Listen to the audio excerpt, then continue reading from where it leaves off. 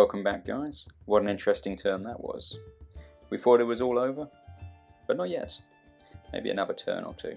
But let's find out what actually happened this turn. If you haven't already, do please like and subscribe. Also, go and check us out on Facebook so you can always be kept updated on when new videos are coming out, and you can also share what you're working on. So for the campaign, we're using my own rule set. It's called Beggars and Scoundrels. You can go and purchase it on my Ko-fi channel. The link is in the description. So, for those of you that aren't aware where the 1814 campaign is set, it's set in France itself. So what happened this turn? The orders were given, and for the coalition, their forces were ordered to march in. If they could catch Napoleon, they would, but it was more to try and take over and take out any of the sort of smaller outlying forces of the French. Ney, his forces were positioned strategically after his withdrawal from the previous turn, so he basically caught the brunt of it, whilst Napoleon was able to slip by, along with all of the remaining French forces, who all headed towards Provins, and they're going to be staying there, forming up in defensive positions ready for next turn. But this one was Ney's chance, the bravest of the brave once again.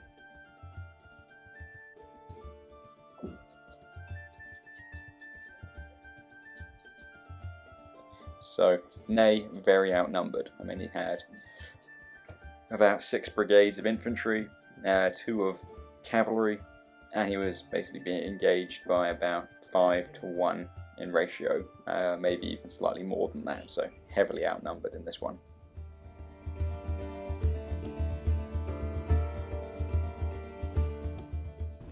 So this battle is an interesting one. The French are defending.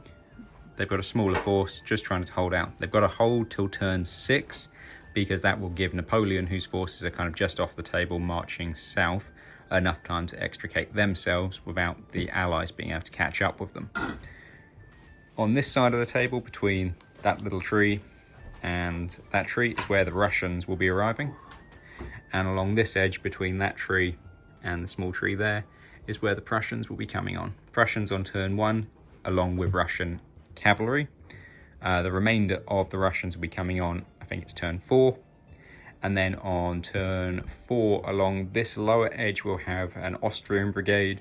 And on turn 6, we will have a Prussian brigade in that corner. So the French are kind of surrounded. They've got to hold as long as they can. It'll be interesting to see if they can do it.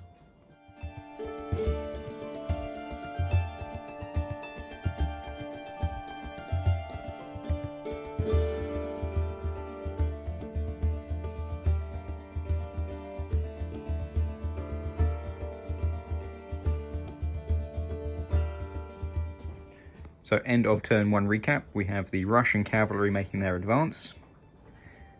In the centre we had the Prussians moving on in a pretty solid block. Infantry on the road but also spreading through the woods, and the cavalry moving out in advance. French didn't do much movement, they just repositioned the cavalry slightly forwards, ready to take a charge or charge themselves. During the shooting, the French fired both their guns into the Prussian cavalry, inflicting some damage on both units and also wounding their commander. And the Prussian gun returned fire onto the French cavalry, inflicting a few casualties onto the heavy dragoons, or the dragoons.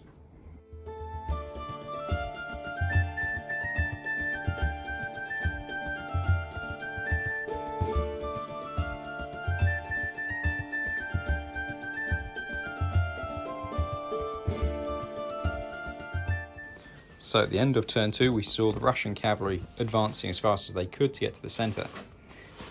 The Prussians had carried on down the road whilst their cavalry had fanned out ready to engage the French, who charged.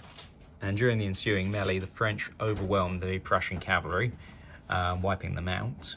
Unfortunately for the French, they did lose their commander, but they didn't rout afterwards despite their casualties, so they've knocked out the Prussian cavalry and are still formed. So an interesting situation has occurred for the French.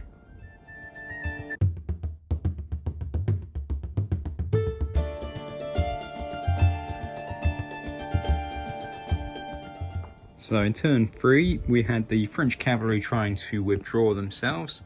After the infantry from the woods fired a bit of a scattered volley and the artillery fired into them, the dragoons did break, but the lancers held strong. The Prussians, not knowing what the French cavalry were going to do, did form square in the centre. However, on turn 3, the Russian main force, 2 of their divisions, have come onto the field, and the cavalry themselves are making good progress across the field.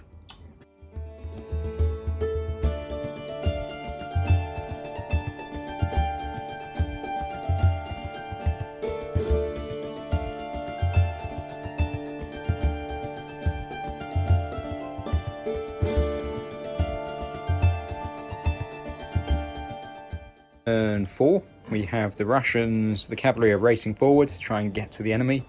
The infantry, some of them were able to speed march, however some were unable to. Both guns are unlimbered on the hill and bombarding the French lines. And with the threat of the French cavalry subsided, the infantry have started their move again. On the French side, their withdrawal has begun. They won't be able to leave the table until turn 6, but they're just pulling back. The lancers this turn were the target of all the artillery and did break. The dragoons, however, did rally, so it's a bit of an interesting turn for both parties. Did they do their job? They held up, didn't they? That's the thing, yeah. So, at the end of turn 4, we just measured the table and the distances and realised that the Prussians and Russians wouldn't actually be able to catch up to the French. 2 turns, there's not enough time for them to be able to catch them, so we decided that we weren't going to carry on moving troops for the point of moving. The only things that would be able to fire for the remaining 2 turns would be the French artillery and the Allied artillery. So for those 2 turns, the French targeted the Russian cav, inflicted a few casualties, did kill the unnamed commander, so it doesn't really matter because he's kind of a nobody. He will be replaced by the next battle, but good shooting. For the Allied artillery, they bombarded the French infantry in the centre, inflicted a few casualties, but more importantly, they wounded Ney. He's still alive, it was only a flesh wound, but good shooting from both sides. So with that, we are going to say that the French have withdrawn. There will be a follow-up withdrawal engagement, which we'll do based off of the rules. So there will be a few extra casualties on the French, and if the Allies win, there'll be a second one. So it's not all over, but for this battle, it's a French success in that they've managed to hold up the Allies. So with the battle over, Ney was in a pretty good position. He'd held the Allies back. He'd inflicted some good casualties on them, whilst taking some casualties himself, but it was kind of minimal in comparison to what he'd inflicted, although neither side was severely damaged at this stage.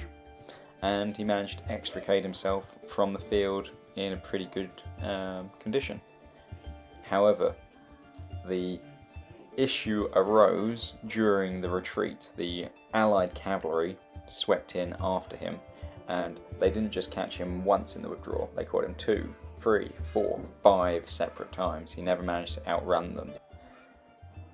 So 5 small engagements where he got caught, and he lost a lot of troops in that withdrawal, unfortunately. The Allied cavalry took a little bit of a pounding, but overall it was Ney who suffered. So turn 11's weather would be snow, and the Allied options for turn 11. Option 1 is for just all forces to converge on Provence. Straight, direct, sledgehammer blow. Try and overwhelm the French, with the smaller force from the south coming up just to put a bit of additional pressure on. Option 2 sees, similar as before, but we dispatch anywhere up to about a third of our troops from the north around and down a secondary route. So we're kind of pinning the French in 3 different fronts. They've got to protect the south, centre and north. And then option 4 is again a continuation of that, and we send about a third of the northern forces even further afield, and they come in behind, so we've got a complete encirclement. That one probably has the biggest risk because if it's bad weather and snow, etc., then they may not make it. But for the French, I haven't actually given them any options this turn. It's time for them to stand and fight. So let us know down below what you think about these options and the battle that was just fought. It'll be interesting to hear your feedback. but also what do you think the situation is going to be going forwards? It's a bit of a precarious situation for the French because they could be surrounded, but equally, if they try and withdraw, they've got so many troops they'll probably get caught strung out on the march. For the Allies, is it a good idea for them to just sledgehammer in one front, or should they try and envelop the French and surround them and try and destroy them completely? Let me know what you think down below. But as I said last time, if you're enjoying the campaign, if you want to get your hands on it, head over to the coffee channel where you can pick up the rules which come with the campaign itself. Then you can fight it out either as we play along or just on yourself to see how you do separately. But anyway, till next time guys, I hope you take care.